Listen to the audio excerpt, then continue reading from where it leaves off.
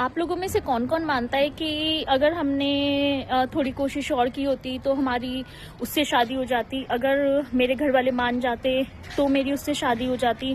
मेरे घर वालों ने मुझे सपोर्ट नहीं किया इसलिए मैं उससे शादी नहीं कर पाया या कर पाई। पता है, ऐसा ना कुछ भी नहीं होता है। आपकी जिससे शादी होनी है ना, वो सब पहले से लिखा हुआ है। सब कुछ प्री डिसाइडेड है। भगवान ने सब कुछ पहले से ही प्लान किया हुआ है कि आपकी शादी किससे होगी, कब होगी, सब कुछ प्री प्लान्ड है।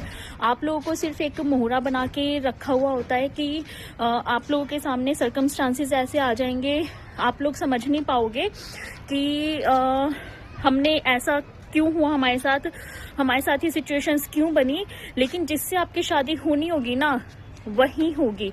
आप कितना मर्जी प्रयत्न कर लो, आपकी फैमिली वाले कितना मर्जी प्रेशर बना लें, कुछ भी कर लें, कुछ नहीं होता है ये सब कि इस कास्ट में होनी थी, उस कास्ट में होनी थी, यहाँ पे होनी थी, वहाँ पे नहीं होनी थी।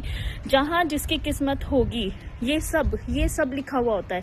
और जितने भी पेरेंट्स होते हैं ना, भाई हैं, बहन हैं या फिर मम्मी पापा हैं, वो सब भी आपके पिछले जो जन्म के कर्म होते हैं ना, उनकी वजह से ही आप लोग मिलते हो। आपका जो बेबी होगा वो भी सब कुछ प्री डिसाइडेड होता है।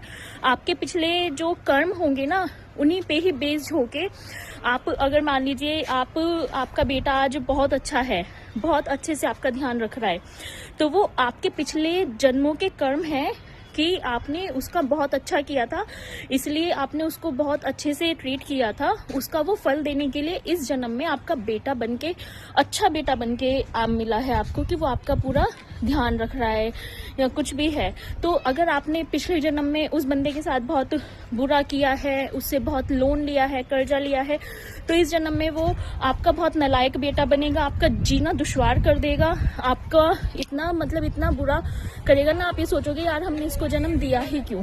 तो ये सब चीजें होती हैं गाइज।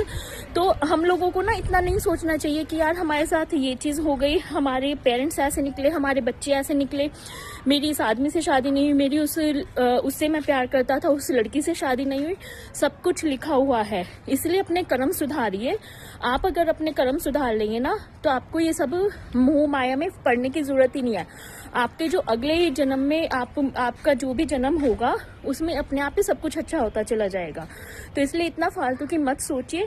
जो हो रहा है, जैसे चल रहा है चलने दीजिए, बस अच्छे कर्म करते रहिए।